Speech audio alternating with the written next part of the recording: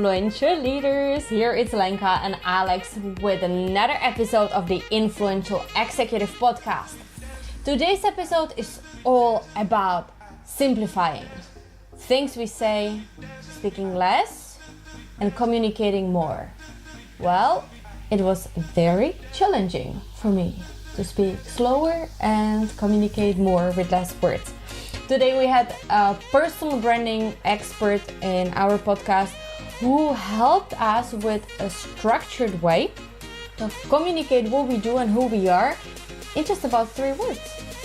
Yeah, this is extremely powerful. You know, when you work in the office, you go from meeting to meeting, you want to get a lot of stuff done, sell your ideas, stay stress-free, be liked by everyone, build a strong reputation. This is it. The next hour is gonna give you so many handles, so many easy questions for you to ponder over as to how do you present yourself, how do you sell your ideas, and how do you ask better questions to actually get people on your side, influence them. This episode is sponsored by Earn More, Work Less. We give superpowers to your team. Chances are there is stress in your team. People are overloaded, busy, overflowed with information, too much going on, and there's a lot of pressure. It is unhealthy, it is unproductive, and that is why we decided to focus on this specific problem. Right now, enjoy this interview with Ryan Foland on personal branding.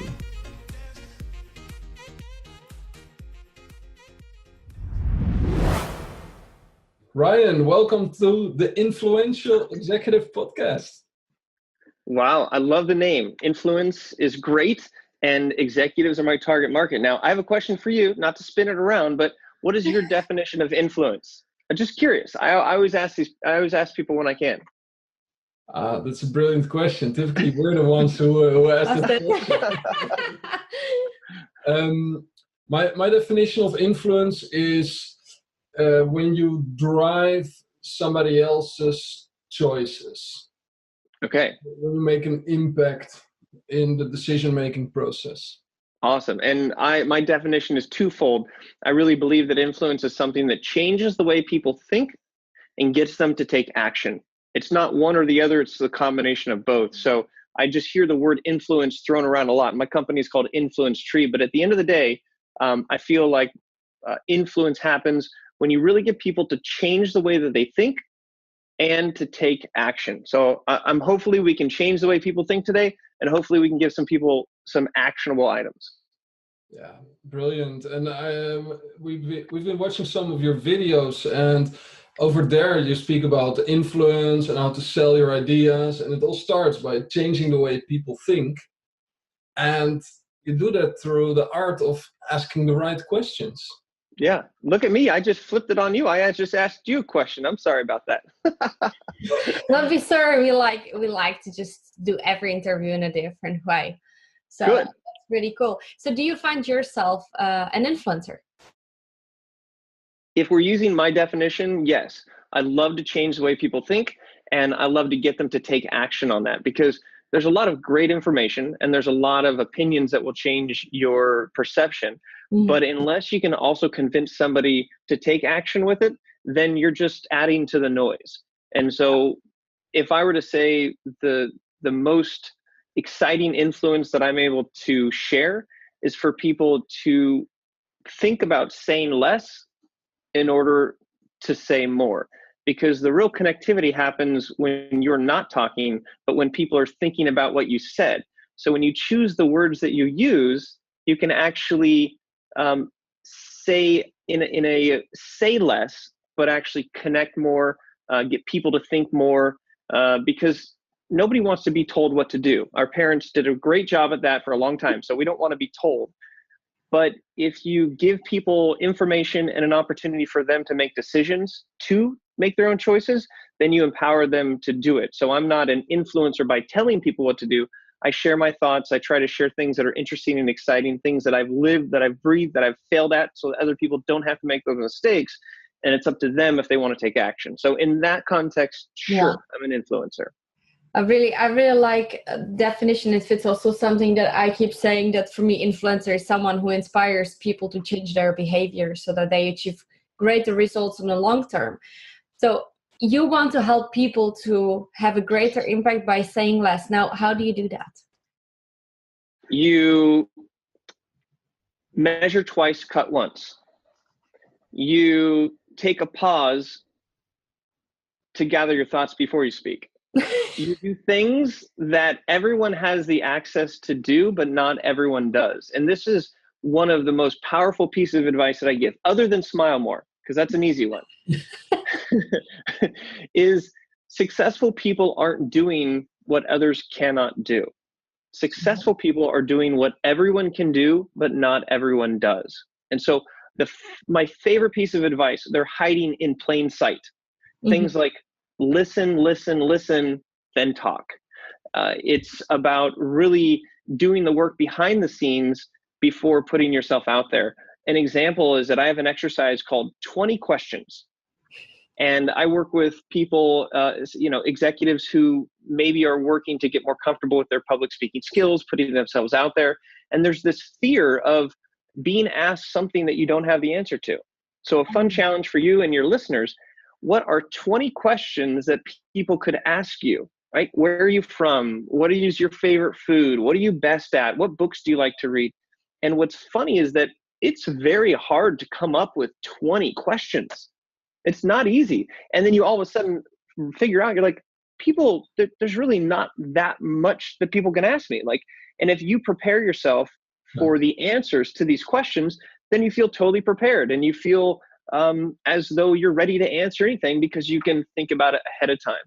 So the plain advice that's hiding in plain sight is sometimes the most powerful, because people are looking for hacks.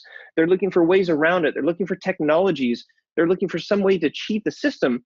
But if you spent the exact amount of time on just doing the fundamental things, then you're going to pass the person that's looking for the hack, because a hack is just a hack. It's not a long-term solution.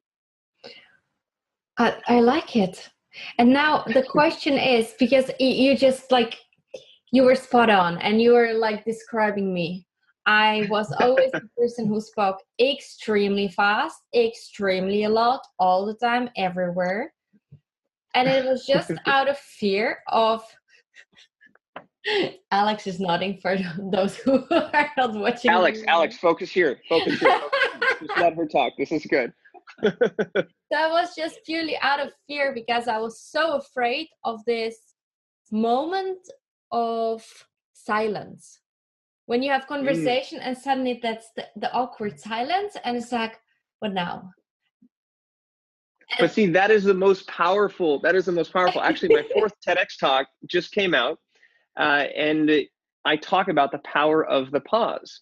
Yeah. And there's some linguistics research worldwide, and I'll just take real quick on this. They found the average time that it takes, the gap between when you finish speaking and when I start, the average time is 0.2 seconds. That's 2 milliseconds. That's faster than the blink of an eye. But science shows that the time it takes for us to retrieve a word, put it together, and then say it is between 0.4 to 0.6 seconds. So what happens is that in regular conversation around the world, people are not listening to the end of the conversation. They're waiting for social cues, so that as soon as the person finishes, boom, they just jump right out. They just jump and pounce. But when you pounce, you don't let them finish their thoughts. You don't let them process the information. They might not be done speaking. And so we have this culture of we just try to jump over each other to avoid that gap. But that space actually lets people think. And so there's so much value in taking the power of that pause. And it might feel awkward, but in this crazy world, the only thing you have control over, the only thing you have control over is the time you choose to take before you choose to speak. That's it. That's the only thing you have control over. Everything else you really don't have control over. But you have ultimate control of pacing your conversation, giving people the gift of listening to what they say. And that is a simple single tool you can become more comfortable with as you practice. And you should try, especially with people that are, your friends, family, loved ones, give them that pause and let them continue to talk. That is so challenging. Like, I love it. I really love it. And I experience it. And, with Alex, we have this very nice relationship where we talk about lots of things. And so how we talk to each other and what we don't like, what we want to improve. And that was exactly one of the things that we both wanted to work on, is let each other finish the sentences and give ourselves as well the space to reflect on it. And I can tell you, our relationship is definitely better after we implemented this principle. Yeah.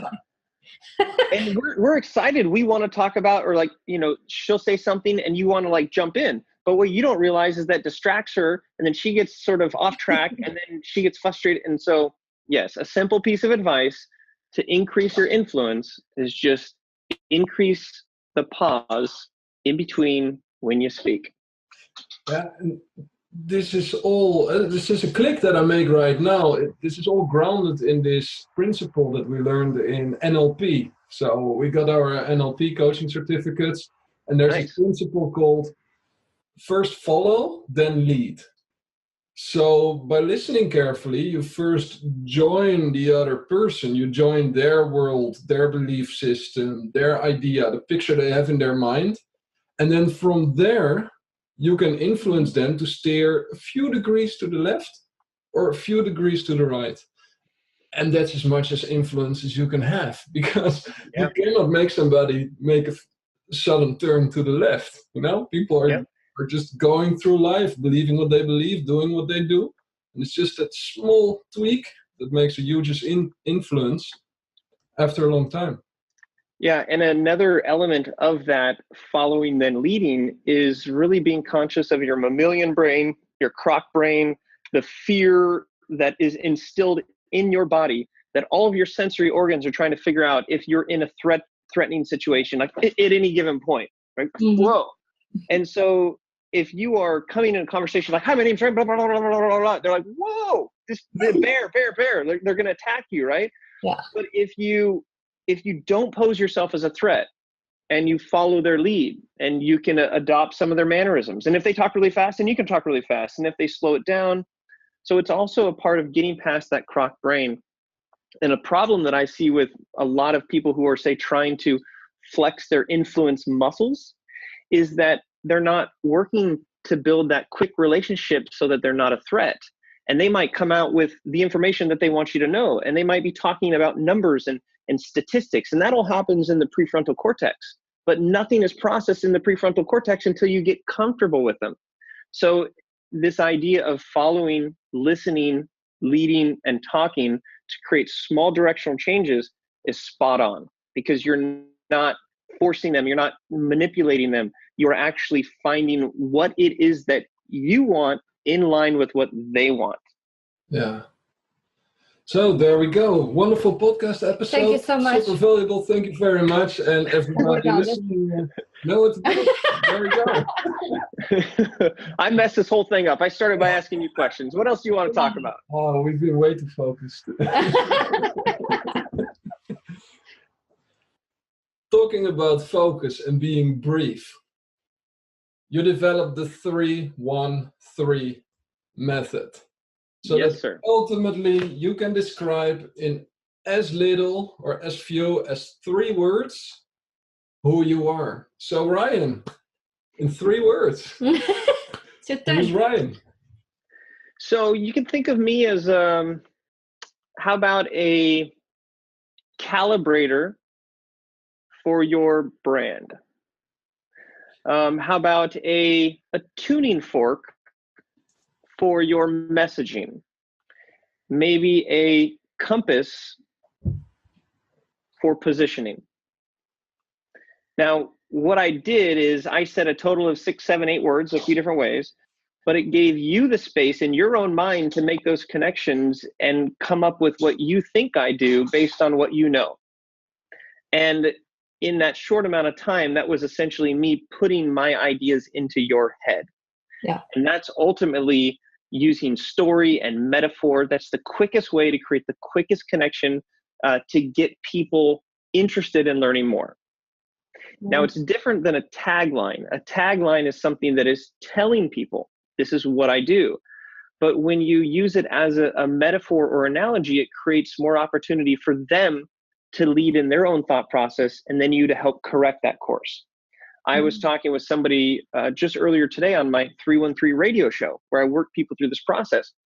And we came up with her being the Zamboni of storytelling. Okay, so what do you think she does? If you have no idea who this person is, she's a Zamboni of storytelling. Well, she does something with storytelling. It's just the word Zamboni is completely alien to me. Okay, yeah. You're not a hockey player then, huh? No. Okay. No. Okay, so this is a good point. It is also the words that you choose based on your demographics and where you are in the world, they can resonate or not.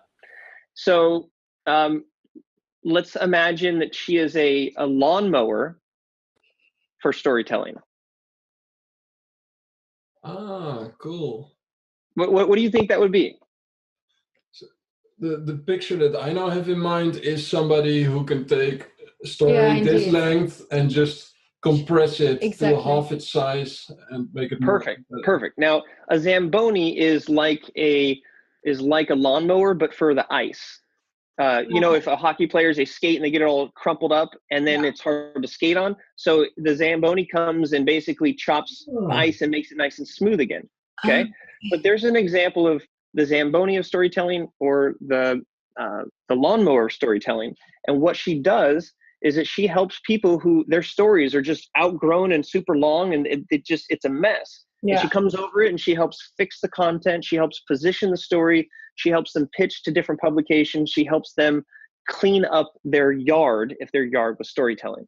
So it's fun because if I were just to tell you that she helps people storytelling, you're not invested. You're not doing much. Your brain is like, okay, next. But because you sit there and you should watch this, you went, oh, I get it. Like you in your brain, you invested that time into doing it. And so now 3 years later, you might see a lawnmower and be like, that reminds me of that one time on that one podcast or something like that. Yeah. It helps you become more memorable. Yeah. Especially with the lawnmower, because it creates an image in your mind. And of course, we think in images. And when we make an image, something is much easier to remember. Yeah. Now, if I said that she was a Roomba of storytelling, do you know what the Roomba is? The little, how would that change? Well, I don't know what you mean by Roomba. When you say Roomba, the only thing that occurs in my mind is dance Roomba. Okay. No. So the Roomba is a vacuum cleaner that automates and it goes around the room and it vacuums for you. Consuela. Consuela. Consuela. Yes, a Consuela. But so a Zamboni, a Consuela, or a lawnmower, they all kind of functionally do the same thing. They clean things up and it makes life easier and they solve problems. Yeah. So at its core, the 3 words is really 2 different things connected together with metaphor or analogy. So if you are I see that you are a fan of Tim Ferriss. I am as well. Okay. If we were to describe Tim Ferriss in 3 words, you could think of him as like maybe the Machiavelli of experimentation, right? He is like he's kind of like the Superman. He's like the Superman of crazy stunts or something. Like, so the idea is that by boiling things down in relation or metaphor terms, you can communicate more effectively quicker. But if you reverse through the process, the 3-1-3 stands for 3 sentences, 1 sentence, and 3 words. And I first encourage people to step through the 3 sentences and then 1 sentence. And there's usually enough discovery and epiphanies about what you're doing that it's easier to think of yourself as a Zamboni or a superhero or a type of car or something like that. And the 3 sentences it's shockingly amazing how simple the questions are. And it's unbelievably fun to see how difficult it is to answer. Yeah. And that is the power. So in business and life, you've probably heard this a million times, but it's important that you solve a problem, that you have a solution, and that you target a certain market. Like there's nothing more basics like 101 when it comes to business. But I argue that nobody cares what you do. That instead they care about the problem that you solve, because we're all selfishly motivated, right? Yeah. Like we're not going to do things that aren't in our best interest. And typically we are interested in things that can solve our problems. So first of all, do you guys agree with that people care more about the problem you solve than your solution? Just, I'm curious. Yeah, definitely. Yeah, totally. And moreover, everybody's stressed. Everybody's busy and is just happy to finish the checklist. So they're only open to look for things that help them with whatever their mission is. Gotcha. So let's take a podcast, for example. There's thousands and thousands and thousands of podcasts. And if you are explaining your podcast to somebody, and if you tell them what the podcast is, I'm arguing they might not be as interested as opposed to you communicating the problem that your podcast solves. Yeah. Okay. So the challenge is that we grow up with a focus on what we do. What is it you want to do when you grow up? What do you do now? What do you do for work? Tell me. But in actuality, people really don't care. No. They're more interested and motivated by the problems that are being solved. So the 313 teases these things out and puts you into these boxes. So for example, if you guys want to play the game, we can kind of do a little 313 challenge. Absolutely. Can you guys describe in one sentence the problem that your podcast solves, but without telling me what you do? Don't mention what you do. What is the problem that's being solved? In my perception, it is and the silence is okay. We're comfortable here. Yeah. It's okay. You don't. For me, it is the fact that people don't have all the time the investments ready to get world-class coaching. Okay. So that's what we do with this podcast, is to provide that knowledge. Yeah, indeed. I know, but that's indeed. Like, I know, but do you see what you did? Here's what you did. You really thought about it for a moment, which is great. And then you started to say the problem that you solved. Yeah. And then you could have stopped. Yeah. But then you kept going because you want to, because you're saying, because with this podcast, what we do is, stop. I only care. So if you could have convinced me that the problem is people don't have time and access to real-time coaching. Yeah. Then if you ask me, Ryan, do you think that that's a problem? And I would say, yeah, it generally is a problem. And you could say, Ryan, is that a problem that you have? And I could say, yeah. Then you could say, well, are you interested in solving that problem for yourself anytime soon? And I'd be like, sure, why not? You could say, I can help you out. But I don't even know what you do. Do you see the difference there? So you can actually get people interested in what you do without telling them what you do. And that is a very powerful tool when you're just filled to the brim with everybody saying, check out my podcast, check out my podcast. So that's an example. And then your solution could be what you started to say when I rudely interrupted you. We have a podcast that brings on experts so you can have free real-time coaching from around the world. Now I'm interested. But if you just told me that first, I might be like, this sounds like every other podcast. Yeah, makes sense. And then then the third part is the market. So who is your market, and can you describe it in one sentence without saying the E word or the A word? Everybody all the time. Everybody, without saying everyone or anyone. Yes. So who's your target market? It's ambitious team leaders who work inside large organizations. Okay. So do you think that was essentially saying everyone? Motivated team leaders inside of large companies. Think about this. Motivated leaders inside of large companies. Like, that's so many people. Yeah. Okay. So if you're looking at the problem that you're solving, Maybe you can help refine that. Motivated leaders in companies that are 10 million plus in revenue, but don't have the time to access coaching, right? So you can shrink it down. But this idea is that it helps you tease out the three most fundamental things: the problem you solve, your solution, and your market. And that you can do that in 3 sentences. And then you can actually squish them all into 1 sentence if you clearly define them. I'll ask people what problem they solve, and they will tell me, oh, I solved this problem, and this problem, and this problem, and this problem, and this problem. And I'm like, okay, I lost you at the first one. And let's get technical real quick. If I say, this is the problem that I solved, one single problem, I can ask you, is that a problem or not? And you either will say yes or no. Granted, you might say maybe if I communicate it in a vague way. But if I say, the problem is this, and the problem is this, is that a problem? Now you've taken away the ability to really identify, because I told you these are both problems. So if I don't have this problem, or if I don't have this problem, I don't see you as a full solution. So mathematically, for each additional problem that you communicate you solve up front, it increases the chance that someone will not see you as a full solution by over 100%. Wow. So if you tell me you solve 3 problems, you're 300% more likely that I'm going to not resonate with one of those. So the trick is what is the single top one? That's how you start the conversation. Now, when you explain what you do and you dive into it and you get to know people and you're listening, you're talking, all this other stuff can come out. Oh, and by the way, you also this and also this. So again, it's an effort in simplicity to respect the person who you're listening to give them just enough information to get interested, but not too much to make them overwhelmed. That's the core of the 313.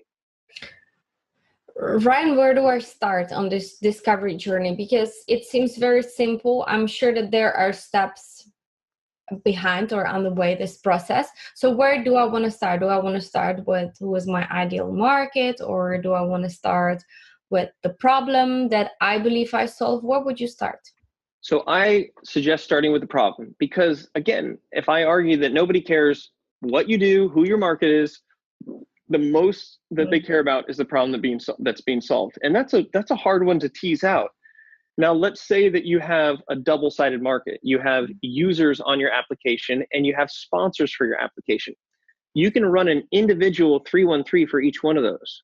Because for you, you're probably solving a very real problem for sponsors of your show, people that might pay you to do this, because their problem is they can't get in front of people who are your listeners. And so that might be a separate problem that you can communicate to them. Now, for your listeners, you're solving a different problem. So again, it's maybe the first thing would be to segment the different channels that you would need to communicate on. And then you would start with the problem. What is the single biggest problem that you solve? And even if you come up with describing the problem, there's still work to do, because now, have you guys ever had a paper cut? Yeah. Okay. So this is my notepad, by the way. Okay. So I'm just going to use a piece of paper here as an example. So let's use a piece of paper, right? When you get a paper cut, what happens? What do you do now? What do I do? I just cut my finger. We're live on the show. What do we do? Well, you put finger in it. Yeah, right there, right? What else? That's like it, right? You're like, Ryan, you got a paper cut? Who cares? Yeah. You're still alive, right? There's no feeling at all that you should stop the show. There's really nothing for you guys to do. You're just kind of like, you're a wimp. Step up, like figure it out. Let's move on with the show. Well, I'm sure I would like to take care of you. Put a nice ending on there. No, she didn't. That's already passed. She literally was like, what do you want me to do? Yes. So as opposed to, let's say that you have the other side, and what if you have, instead of a paper cut, you actually chop your finger off, and now your other finger is like, and now there's blood squirting everywhere, and I start screaming like, I cut off my finger. Okay. Yeah. There's a whole, like, there's a difference between getting a paper cut and a finger being chopped off. Absolutely. I will be taking my camera on Facebook Live, like cut finger live in a show. Different reaction. Yeah, but you say it's the reaction, okay? So here's the key point, is that if you describe the problem that you solve, Mm-hmm. and you describe it in a way that is like a paper cut, then people who listen to it are going to be like, so what? Big deal. What do you want me to do about that? Right? And if you think about that, it's not just about communicating the problem, it's communicating the problem that you solve in a way that makes people almost feel like their finger's been cut off. Now, I'm not trying to be macabre, but if I got my finger chopped off, we need to call 911, we need to stop the show, we need to get my finger, we need to put it on ice, we need to get it sewn back on, I need to get medication, I need to take a day off of work, all these things.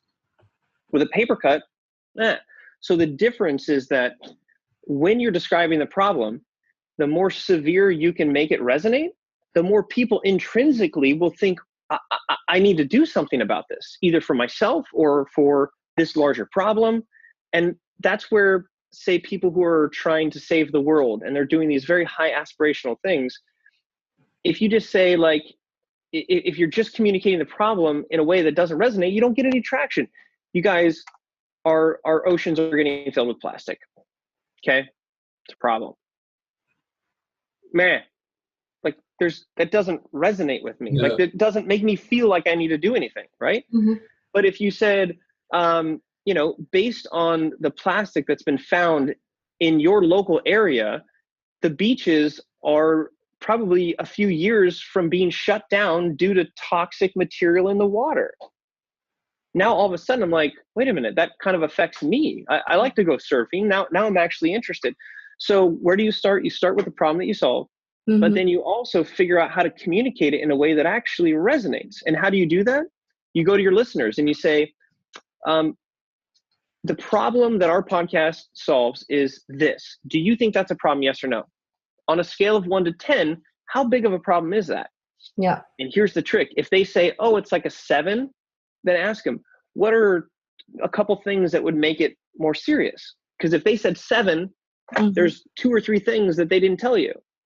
So getting feedback from your customers on what that real problem is, honing in on that, that's a great place to start. Then your solution is the difference between explaining what you do and how you do it. Because if I ask you what you do and you turn around and explain to me how you do what you do, I didn't ask for that. And oftentimes people say, what do you do? And the reason why so many people are long-winded in their answers is because they're not answering what they do. They answer how they do what they do. But if you can just say, this is what we do, it solves that problem. If the person is interested at all, the next question they're going to ask is, how does that work? I'm so glad that you asked me. Now, before I tell you how it works, what do you know about this? Well, I took a college class on this, I took this, and I know about this, and let them talk. And they go, all that stuff is on point. But here's how we do things a little bit differently, a little bit on top. Here's our secret sauce. This is how we do it just a little bit differently. But you're so smart, you got everything else, but here's how we're different. So you've turned what could be just a babbling answer into a mode of connectivity and communication and learning about them. So the 313 is a set of tools based on what position that you're at, so that you're not rehearsing, you're not, talking like a robot, but you have these core fundamental principles. It can also be used as a guiding light for your content. If you're putting out a podcast or a blog or a tweet or a Facebook Live, are you communicating in there the problem that you solve? Is somewhere in there your solution? And do you make people listening feel like it's for them or not for them? Which brings it to the market, right? The worst thing you can do is be for everybody. If you have an app and it's for anyone who, or if you have a podcast that's for everybody that, like, people zone out. And so the more particular you are and the more specific you are, the more people will want to qualify into that. Imagine if you talk to somebody, a podcaster, like, what are your listeners? and you give them a very detailed breakdown explanation. You said, so it's probably not going to be for you, probably not something that you're interested in. What do you mean I'm not interested in it? Right? So as soon as you're like, oh, it's probably not for you, then people are actually interested.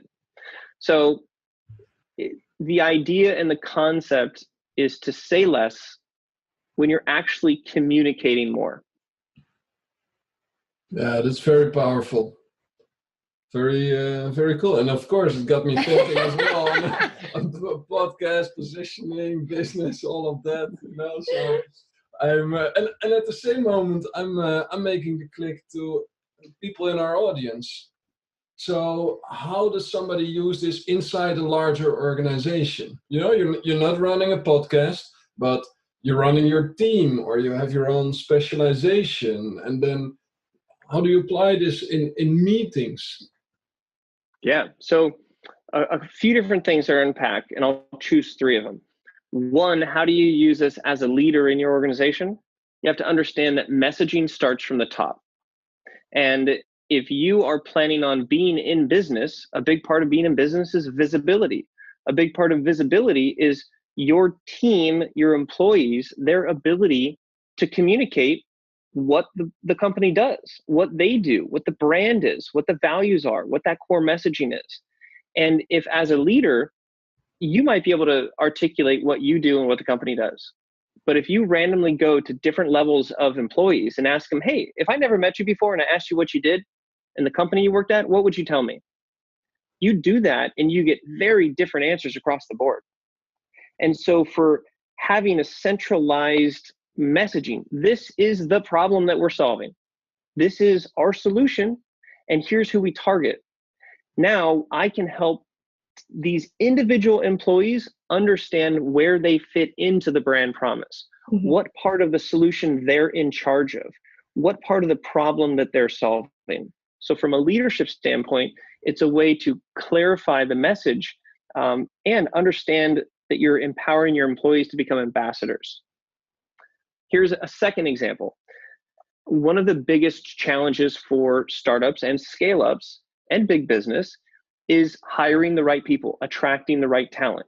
I mean, this is hands down one of the most challenging things to do. But what I see is that most people, when they have their executive searches or they have their job postings, it's all about what you're going to do and what the requirements are. But I think there's a huge missed opportunity saying, here is the problem that this company solves. If you want to be part of this as a solution, if you have a tie within your family, if you want to make the world a better place by solving this problem, those are the people we're looking for. That is how you get true leaders, true innovators in that sector. In that, it's not just about what they do. It's not just about the paycheck. Especially with millennials, there's research that they want to have a higher purpose. So as a leader, if you can't clearly articulate the problem you're solving, you're missing out on the recruitment aspect. So there's a second level. And the third one, let's talk about it when it comes to meetings. Oftentimes internally, you're trying to get employees to look for opportunities, look for ideas, look for ways to improve systems, look for ways to innovate customer service. But if you give people a tool in which to communicate it, you'll get more people that are spouting up more often, and it'll take less time. If there's not a set structure, if you don't have, say, the 313 method to communicate it, then you can have an employee spend months coming up with a 45-minute presentation to give to the board about this whole big idea that they have that could easily be shortcutted with the 313 method, right? So if an employee comes to me and is like, I got an idea. Great. Tell me the problem that it's solving. One sentence, go. The problem is this and this. Okay, I like it. Tell me the solution. My solution is this. Yeah, I can see that. So, okay, now who are we targeting? The market for this particularly would be these people. Okay. So it's like, it's a structure, because as a manager, as a leader, I just want to know the problem that it solves. I want to know the specific solution, and I want to know who it's for. And this gives you a way to sort of fast shoot ideas and see, no, that is not a big enough problem for us to address right now. thanks, go back to the drawing board. It's this ability for people to make presentations. Now, if that gets traction, then maybe it might justify a longer presentation to really build out things like this. I have a theory that's a tangential theory called the 3-1-3 sandwich. And this is a method of pitching your ideas, okay? Mm-hmm. It's based on the fact that stories are our best asset. And we also talked about the croc brain, right? You have to get past this. So the 3-1-3 sandwich is starting with a story that will defuse the croc brain. It will relax the environment. Mm-hmm. It will set a foundation, and the story uncovers the problem. Then you say, here's the problem, but I have a solution. Here's the solution. And I want you to understand it's not for everybody. Here's the market. So I'm gonna finish with the same story, but assuming that the solution is in place to paint a picture of that same story in a positive light. Now, when people hear pitches, they only typically retain the beginning and the end. And if you start and stop with a story, they're going to likely remember a story. Mm-hmm. And if the story is an origination of how it was something that was bad to how something is good, that's what stays with you. That way you can communicate that otherwise. So this works for a startup pitch. This works for a pitch of a new idea. Let's say an example might be, let's say that you're seeing inefficiencies among people on your team, okay? Mm-hmm. You go to your manager and you say, hey, real quick, so it was last Thursday afternoon, just before closing, everybody was about to get out of here, and I looked and Sally and Joe were still at their computers. And I waited for them and I talked to them afterwards, and they were really frustrated because the TPS reports didn't get to them in time because somebody put them here versus there. I mean, that's a huge problem. The problem is that if our employees are having to stay here longer than they need to, that they're on the clock, then that could end up with low retention. We could lose Mally and Sari. There might be, water cooler talk, craziness. But I've got a solution.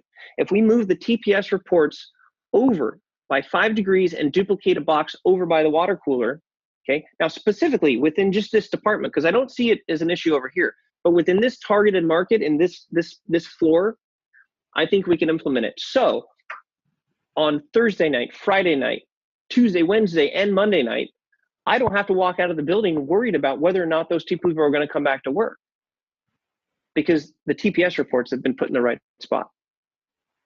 And so literally just made that up, but starting with a story, describing the scene, identifying that there's a problem, identifying the solution, identifying who it's for, and then recapturing that emotional story about how things could change as a result of it. And I could say that in 30 seconds or in 45 seconds. And that would be a way to communicate an idea that you might be fearful of even communicating for fear of not coming out appropriately or not being prepared. But that is the 3-1-3 sandwich. It's sandwiching it with a story. So I feel like I've talked a lot. I'm going to let that sit in and see what you think. Yeah, that's really good. Very, very, very powerful. And like so much of what we do is about communication. You know, success in the business world, in the end, it's just a collection of humans. And how do I transfer all of that stuff that's going on in my mind? How do I transfer that into your mind? Yeah. Through work. And we don't have the cable yet to put in the back. No. Just not yet, but soon. This is what's working now. Like, yeah, I love it. It simplifies it, and we have a theme for this year together with Alex. And let's say it's 2 themes, and one is surrender, and second one is simplicity, and simplify everything we do, including our business, including our separate businesses, including the podcast. So I really like this approach, and I'm starting to build my own Reiki business. So I'm really curious, and I'm gonna apply it, and I'm gonna then let you know how that went, because that's something that people very likely explain, because it's for many people this woo-woo thing. So we tend to, the more you explain, the more the people know. And I'm like, I know that I postpone writing content for my website because I don't want to do this. I don't want to have 7 A4s just to get the homepage done, you know? So I'm going to use the structure and I'm going to send it over. I would love to see how it works. And it's just about making the problem resonate, making it actually a real problem, not a finger, not a paper cut, but a finger chop. Yeah. To complicate our solution just to make it sound better. The easier it is for people to actually get it, that it's going to solve the problem, the more it clicks, and making sure that it's not a solution for everyone. But yeah. I want to clarify something that Einstein said, which is it's all about making things simple, but not simpler. Mm-hmm. So you want to get it to the point where people, it's just enough information for them to get it and be involved, mm-hmm. but you don't want to go to one extreme where you're not communicating well because you're not engaging. So it's the opposite of an elevator pitch. An elevator pitch is like, I'm pitching to you. This is teasing out, remember the 20 questions? Like if you know everything somebody can ask you and you're prepared for it, then it's more of an improvisation and less of a memorization. Mm-hmm. Ryan, I have one question that is since the beginning on my mind. When did you discover this talent for words and your personal branding talent? So I'm still discovering it, okay? But there was a particular moment that's referred to as the inciting incident. It usually can be that single moment that makes or breaks you to go one direction or the other. Mm-hmm. And for me, it was when I was called into my boss's office at a university. And at the time I was running the entrepreneurship program here on campus. And I was doing everything that was a bit guerrilla in its marketing tactics. I was making 7-foot paper airplanes, throwing them off the student center and then getting in trouble for it. I was dressing up students in Snapchat costumes, hiding them in classes, getting notes from faculty that this is absolutely inappropriate. And it got to a certain point where we got so much traction, everybody knew about us, we got overloaded with students and everything was very successful. And then unannounced, at the end of a day, I get called into my boss's office and I was convinced that I was getting fired.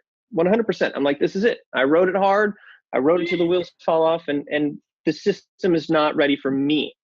So I'm in the office and they're talking like, we're seeing all the stuff that you're doing the social media stuff. I'm like, so I can explain. And they're like, no. All right. And in that moment, I thought, holy crap, everything I've done is invested into this program, into this university. Everybody knows about this program, but nobody knows about me. What am I going to do? I'm going to start over from scratch. I've had so many startups that I invest in, like, what's up, Ryan? It's not about me. It's look at this new startup. Look at this shiny object. Look at what I'm doing. It's this. And at that moment I went, I'm going to have to start all over again. Like, this is so frustrating. And in that moment, I wasn't listening to what was happening. I was like, what am I going to do next? What company am I going to start next? What am I going to do? And I said, at that moment, I was like, this has to stop. From now on, no matter what I'm doing, no matter what business I'm building, I need to also be building my brand. I need to be taking control of my story. And that was a decision. And then I sort of snapped out of it. I was like, okay, well, I'm sorry. And they're like, what do you mean sorry? I'm like, well, you're firing me, right? And they're like, no, were you not listening? Like, you're doing so well, all this stuff. Nobody's ever done like this before. We're actually going to remove you and put you in charge of 27 other units on campus. We're going to make up a new position for you. And I was like, are you serious? And they're like, yeah. And I'm like, well, what am I supposed to do? And they're like, I don't know, whatever it is that you think, you just keep doing the same stuff. And I was like, cool, right? But I had already had that moment. And from that moment on, everything that I did, I made sure that I was incorporating it into my story. And part of that was putting myself out there more. And so I ended up at a party at Keith Ferrazzi's house, which you need his book up on the shelf. Have you guys read Never Eat Alone? No. Okay. I heard the title once before, but never picked it up. Go buy that. Keith Ferrazzi, Never Eat Alone. And he's an iconic networker and relationship builder and into extreme candor. And so we're at his house in the Hollywood Hills overlooking, there's probably 60 people that are, young and ambitious and motivated and talented. And he puts us in these tables around each other. We haven't met anybody. And the idea is that instead of introducing yourself, saying, this is what is going amazing with me, you introduce yourself and say, this is what I'm struggling with right now. That's how we met people. And my struggle was, look, nobody knows who I am. I'm writing, nobody reads it. I'm trying to post on social, nobody likes it. I'm trying to get speaking engagements, nobody cares. Nobody knows who I am. And I'm passionate. I have this 313. I have all these things. Then you go around and everybody has their issues. And this one guy says, well, I've got 10 million reads. I've got all kinds of people chasing after me for business. They want me to speak, but I'm just not that comfortable speaking. And I broke up with my girlfriend recently, and I'm just like, I just don't feel. So I went up to him afterwards. And I went, if you help me, I can help you. I can get you more confident with speaking. I can get you more confident. I'll show you what I know about the dating game. We'll become friends, and I'll help you. But you've got to show me how to write so people want to read. You've got to show me how I can leverage social media. And that relationship started what became our business, which now has led to a book that's coming out in October under McGraw-Hill called Ditch the Act. And the whole thing that he taught me is it's not about building a brand. It's about claiming your own brand. And it's not about trying to be like somebody else. It's about being yourself. And I think that's what we're missing in this day and age, because it's not about looking like you're successful. You are successful in your own right. And in fact, the most engaged tweets that I get, the most engaged posts that I get, the most engaged talks that I get is when I'm being real and I'm not trying to pretend to be somebody else. And I'm sharing my failures, and I'm sharing I was investigated by the FTC. And I'm sharing that I had miserable time with this, and I'm sharing all these struggles. And that's when people are like, oh, you're actually human. Like, I now empathize, I connect with you. Yeah. So it was a moment where I thought I was going to be fired, that I made a decision to take control of my own story. And in doing that, I manifested a new learner mentality. And in meeting up with Leonard Kim, check him out, Leonard Kim, we formulated this business, and I became the first test pilot. So I am a result. And now we help executives that are confused about the same thing. And there's nothing more effective as an executive than being yourself. Because if you read an executive bio and it's like, I'm a badass, I did this, I'm an award winner, I'm a badass, you're like, I can't relate with this person. And so out of that comfort zone to where they are a bit uncomfortable, and then that's where the connection happens. So it's a bit of a long-winded answer for somebody says that it's about keeping things brief, but I'm a student myself, and you get passionate, you just let it flow. But that's my long-winded answer for you. Thank you. And I got one thing that really is interesting, and I'm going to keep that for the next interview, because apparently you help someone with the dating game. Well, that's something that you have in common with Alex. He's been studying how to get women into bed for quite some time. So I think we have something in common, and that can be a completely new episode. I do believe. Be careful. Just don't say anything. Just nod and smile your head. Just go. Mm-hmm. No, I mean, I would be glad to interview you guys. I think we are going to make many men and women happy with such a podcast episode. Hey, as long as it's solving a real problem. And that is a real problem. Yeah. It is. So I see a new book, the 313 for relationships. See? That's a brilliant idea, though. But if you think about it real quick, to bring it to a bit back to PG, whether it's dating or whether it's a new relationship or whether it's a business partner, at the end of the day, you have to get people to know you, like you, and trust you. And so it's not just about getting somebody into the proverbial bed. It's about getting them to know you, getting them to like you, and then building trust. Mm-hmm. And without trust, there is no relationship. And if you're being phony and you're putting on a mask and you're pretending to be somebody that you really aren't, that's going to come through and that's going to work against you. So at the end of the day, what I'm most passionate about influencing people is on actually just being themselves. And talk about advice hiding in plain sight. So many people come to me, they're like, how do I build a brand? What do I do? What am I supposed to say? It's like, no, it's not. You already have a brand. You're just not participating in the narrative. It's just a story that you're watching instead of helping to write. And so that, I think, is empowering. And it's fun to see people take that simple advice and just start to be themselves a bit more. And that's where you start to see traction. That is really good. I love the title as well, Ditch the Act. Yeah. Unleashing the surprising power of the real you for greater success. It's just like spot on. It's what I've been doing, Ryan, for the past month, half a year, something. I went to Bali for 1 month on my own, 3-week silent retreat, just to figure out who I am. And besides the fact I'm consciousness setting and awareness on an object, okay, the real thing here, me being in a human body, what am I supposed to do here? What do I love? What are the voices in my head and all of that? So I'm very curious to read a book because it seems like exactly what I what I need. Yeah, and just a teaser to it, we talk about these 5 levels of exposure: level 1, 2, 3, 4, 5. And level 1 might be, for example, I was driving today and I chose to drink coffee instead of tea. And it was something that was struggling with me. Like, I normally wouldn't share this with people, but I decided to tweet it.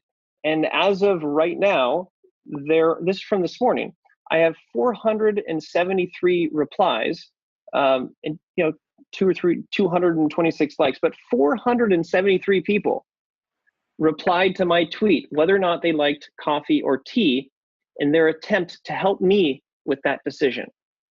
Now, I'll share a podcast, I'll share a talk, I'll share a video. None of them get 473 comments.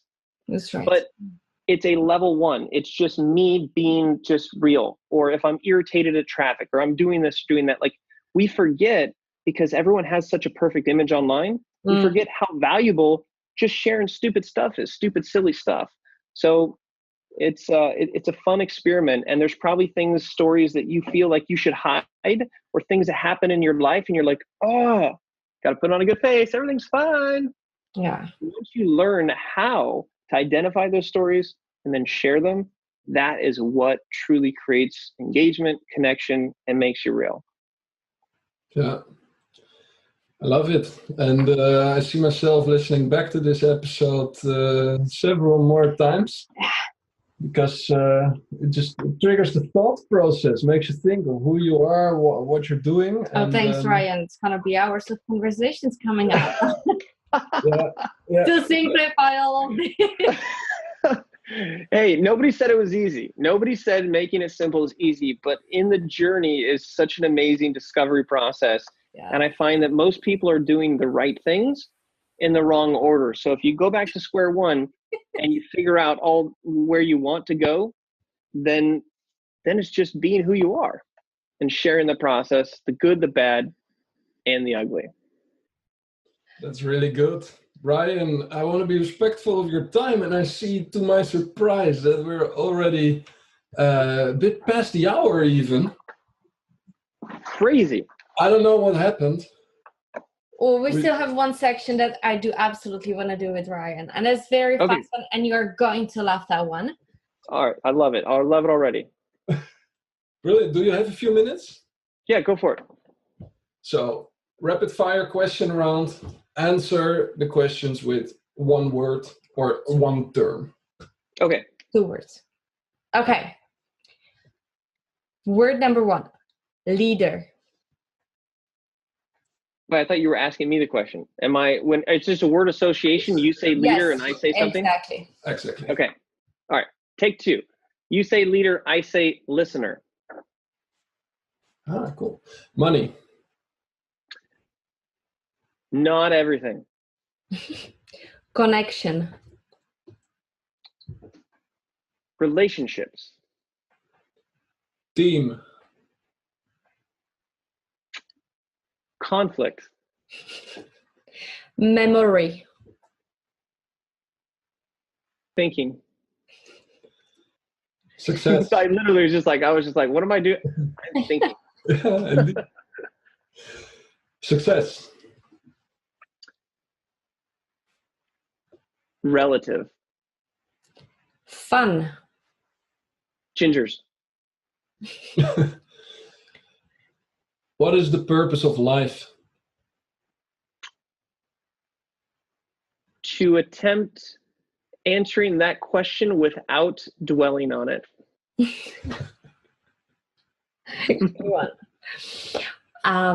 Feeling. Love. Okay, then a bit longer question. What is currently the number 1 thing on your bucket list? Sailing. Yeah. Your favorite brand? Peanut M&Ms. They are awesome. So good. And because you already said probably one of your favorite books, then I'm going to ask you for a movie that you would like to recommend to our The listeners. Never Ending Story. Oh, really? Yeah, have you seen that? I think so, yes. It's with Atreyu and Falcor, and it's yes. like Yeah. a book turns into real life, and it's just like it's so Yeah. just, he's riding on Falcor, being like The ears, yeah.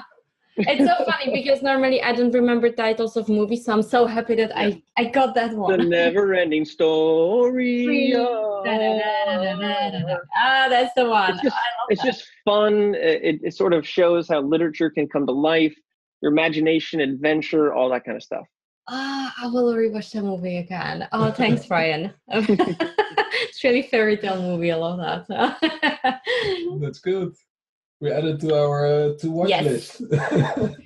Well, now you guys have thought for conversation. You got movies to watch. You guys are all set. Absolutely, Ryan. Thank you so much. And before we leave you to go and produce some more awesome things, where can people find you?